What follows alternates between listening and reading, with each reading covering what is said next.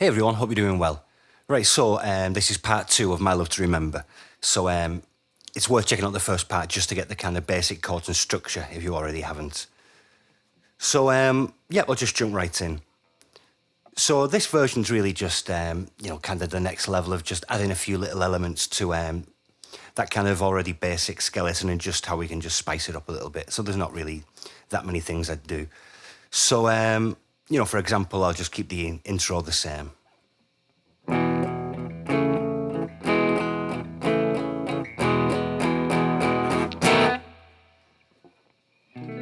So then going into a verse. So basically, I kind of keep things the same. Maybe I might just, rather than sort of strum each chord 3 times for each beat, maybe I'll pick the strings, usually just the lower strings. And because these are triplets, if we want to fill each beat up, we'd want 6 kind of picks. So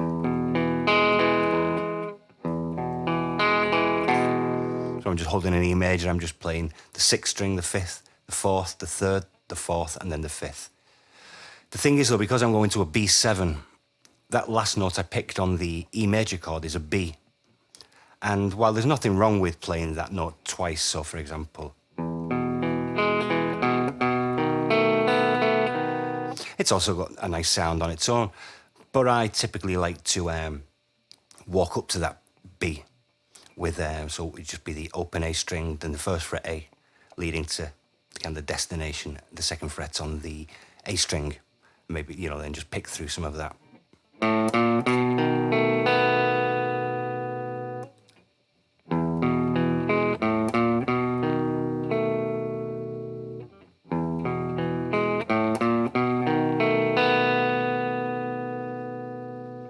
Now, sometimes I might just continue picking through the B7th and just change back to the E, kind of on the beat, or occasionally I'll descend from the B7, moving my 2nd finger to play this, alternating note we use with the B7, and just walk down to the open E, from the 2nd fret on the 6th string, the 1st fret to the open E. So,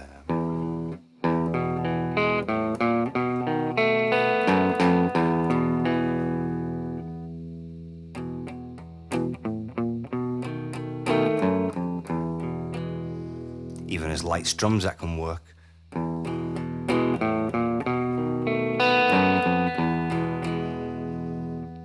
I never really think about it too much. Maybe I'll pick one chord, strum another one, and there's no really set plan. So if you remember the arrangement from the other video, so we got the E for 2 bars, B7 for 2 bars. Then we have, in the previous version, we played E for a bar, then E7 for a bar. Now, rather than E7, like the first thing we'll change here is I usually go to an E augmented or an E augmented 7.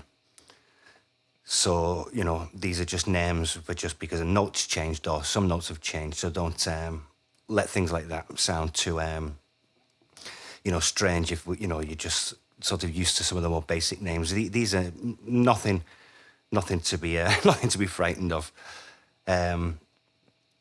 So really an augment, so we've got like just our E major. And although we're playing more than one, we're playing sort of 6 strings, there are really only 3 different notes that are being sounded. We've got, in an E major chord, we've got the open 6th string, which is an E, and the 2nd fret on the 5th string is a B.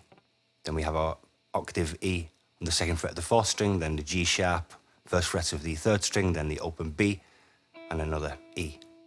So all we have here is E, G sharp, and B. So all an augmented chord does is raises the 5th of the chord by a semitone, the 5th of our E chord is B, so we have to move this note up to C. So if I just use, I'm just going to play the 4th, 3rd, and 2nd strings, just like it's an E major. There's our E, G sharp, and B. If I sort of flatten my finger, you've got to be careful because I can't help but also fret the first fret of the first string, which is an F, which we don't want. But I want the C note, so I just do, and I've also got the G sharp. So it's just hard not to make a little bar, but be very careful you don't play the high E string, which is fretting an F. So here's just the E major. If I now put my finger down, so that there's just an E augmented. So just go back to an E major for a moment, and if we make that a seventh, so we see by having an E major with this open D string, which is the seventh of the chord, we've now got an E7. So let's look at this sort of abbreviated version again. So if I take my second finger off, effectively I'm just playing an E7. If I make that little bar again, so I'm now substituting the open B string for the C note. So I've got the open D, and now I'm fretting the first fret of the third and second strings. So that in context with an E bass note.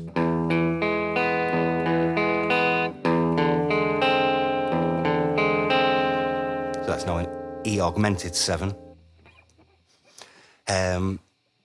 And that's, the reason I'm explaining all this, I want you to get a sense of, why we might want to use this. And I've been thinking about that myself, because the basic version doesn't really play that, but the later version of My Love to Remember, there's like piano on there. And I kind of hear like the piano moving through some of these, connecting kind of chords, like this augmented chord, so if we look at this again, our next chord will be an A. So two of these notes from the E augmented are now moving up just a step. So it's just a nice voice leading. Which now I'm going to look at in the third part of this, the guitar solo, but just so you get another idea of that, Eddie does use this. Now at this point,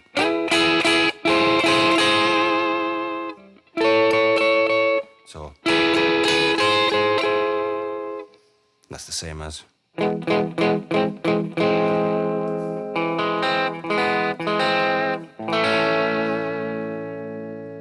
Another way to play this augmented chord, which might be a little more suitable, there's less risk, because even if you play just an E here, there's a full version, and then flatten your finger to catch that C to make it augmented, we've still got the risk of this B, the second fret of the fifth string, and we just don't want that ringing through. So I think, although it can be a bit of a jump, and then if I'm going back down to the A, but I'd play that. So I've got the open low E string, the seventh fret of the fifth string, sixth fret of the fourth, and then I'm barring the fifth fret on the third and second strings. And I don't want to play the high E string, which I'm probably fretting, which is an A note, but I'm just careful. I just really, maybe I'll play the open low E, and then kind of lightly strike through that, and I'll just, just by the nature of the strike, I'm catching just the fifth, fourth, and third, and perhaps a little bit of the second, which is all I really want. So I'd move that from the to an A.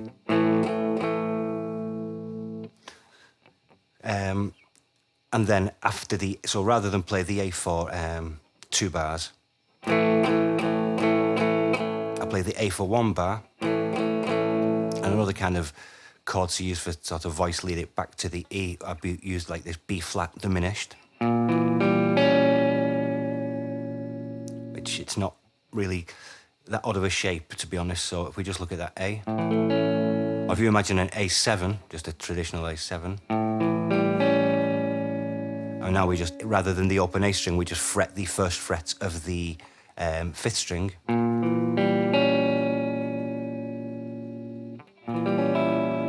Suppose you could even put the high E in there, but I just generally play it because I just want this note I want the C sharp, the second fret of the second string, to stay. I want want that to be my kind of, the melody that's passing through the chords as they change. But rather than play a typical A7, when I play this diminished chord and use my first finger, I seem to just instinctively move from an A like this to this shape, which I'm basically playing just like an A7 with my third and fourth fingers. And then I fret the first fret of the fifth string. So first fret of the fifth string, second fret of the fourth string, open G, and then second fret of the second string. So yeah, you can play also the open high E, but I usually just up to the second string. So with that so far from like, if I was starting a verse.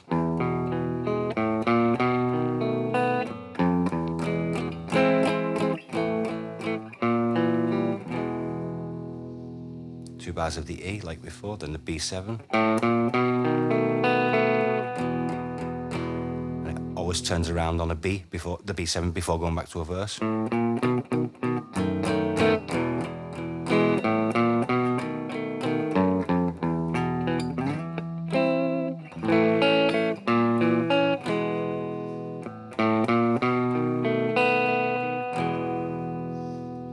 So then when we've gone through around the verse pattern 2 times, and we, rather than turn around on the B7, we stay on the E for 2 bars and then 2 bars on an E7. So in this instance, I might use, I like this E7, this 3-note version here. 7th fret on the 5th string, 6th fret on the 4th, and 7th fret on the 3rd string. And also the open strings can ring through. Sometimes I'll move into that sometimes from a fret below or from above. So all of this is leading us to the middle section, which starts with the A, with an A chord. So the end of that, of the verse.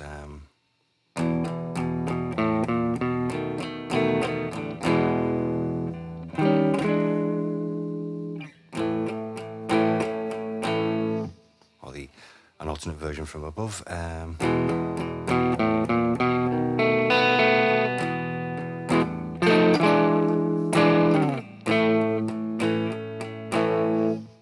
So here, like the first version, I'll just continue on the A, maybe sort of strum it lightly or pick through it because we've got this for 4 bars.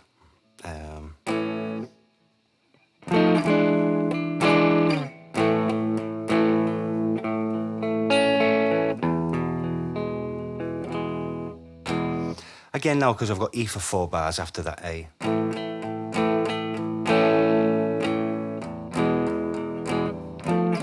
Maybe I'll do this sort of movement into the 7th chord again. Which is always a kind of a signal that you're moving to a new chord, which is great. It pulls us towards the A. Now here we've got 4 bars of A again, but now I'll play 2 bars of A and then 2 bars of the B flat diminished.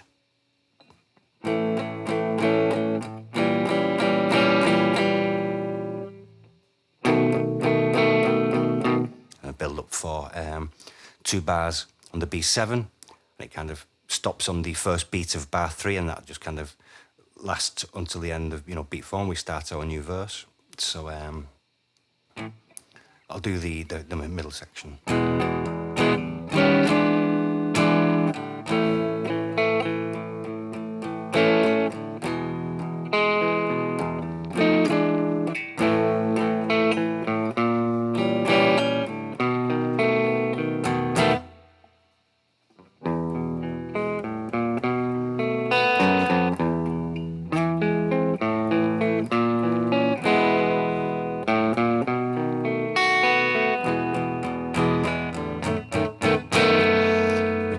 Turning around on the B7, this is now the guitar solo, which is the same as the verse patterns. The only thing I might change when I get to the B towards the end, which I'll sort of play when we get there, is because we have B for 2 bars. Well, if you saw in the Rant and Rave video, I talk about when you have like a B for 2 bars, we can substitute like what we call this 2/5 into the. Sometimes it'll be minor, sometimes major. In this instance, I'll put, because I've got B7 for 2 bars, so for the first bar, I'll put F sharp minor. So the guitar solo, so same as before.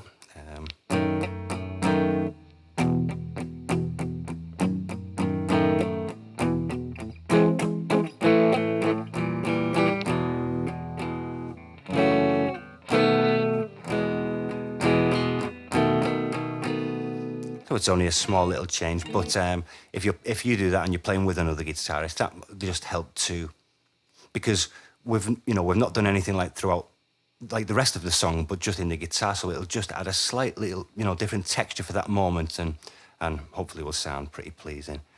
So that we come on to the guitar solo. Let's do that again.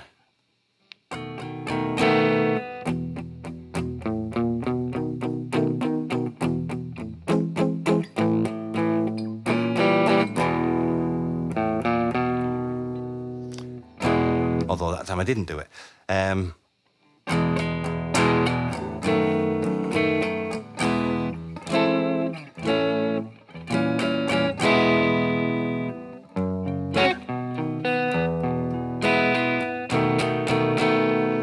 So then into third and fourth verses, so the same as before, just.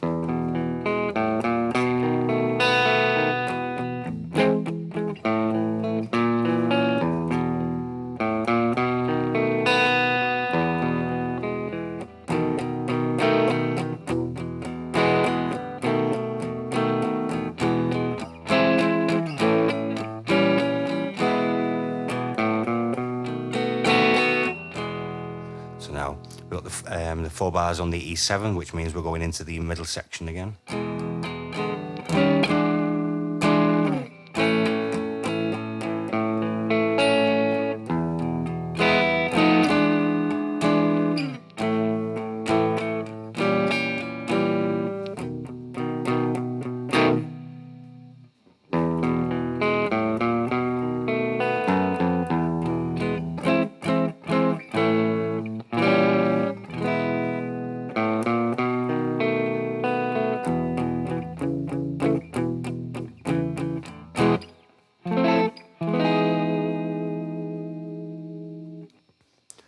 Also, in that very last verse, the one which comes after the, we do the middle section again, maybe that could be a good idea to put that 2/5 in just as a final little, moment of spice up the harmony just before the song ends.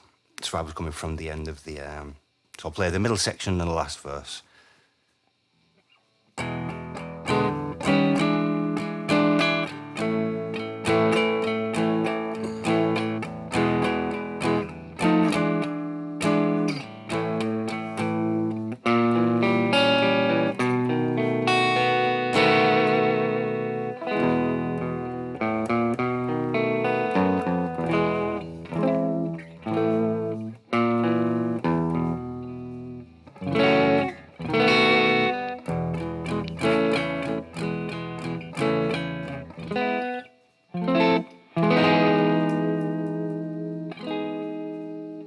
So they're only a few little things, but if all mixed up and just, practice them a little bit, they can really help to just, I think, add a kind of new dimension to the song, of just playing it even as a 3-piece or anything like that.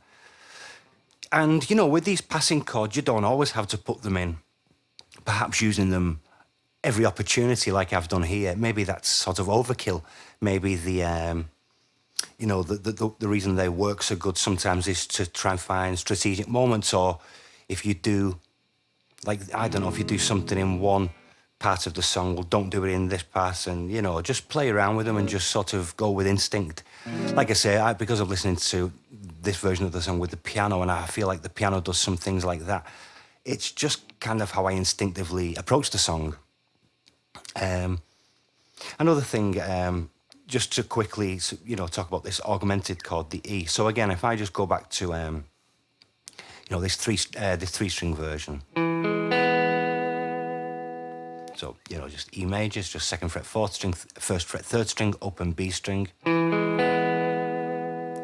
So we make that augmented. So it's just basically the same, 2nd fret, 4th string. And now I'm just fretting the 1st fret on the 3rd and 2nd string. If I then put my 3rd finger on the 2nd fret of the 2nd string, makes it an E6. I then put my little finger on the 3rd fret of the B string. That's now an E7. As you can see, we've got 4 chords there from E. It's E major, E augmented, E6, and E7.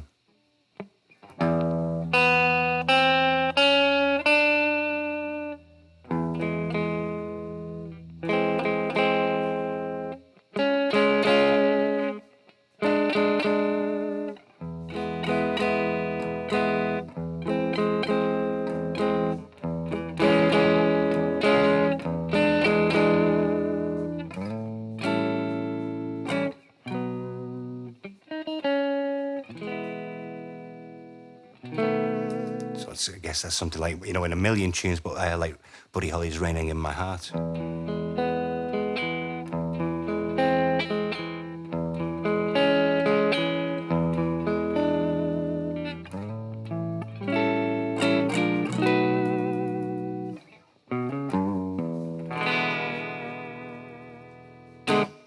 Right, so yeah, the next part of this, My Love to Remember videos, we'll look at the solo. And then after that, we'll just be like an extension of this, but I'll just talk about some of the more, I don't like using the word advanced techniques, but just how I might make this a bit more free form if I'm just sort of playing it on my own and just trying to make it a bit more, well, for lack of a better word, more expressive than just as if I was playing it just to a set time. Right then, so take care and I'll see you soon. Cheers.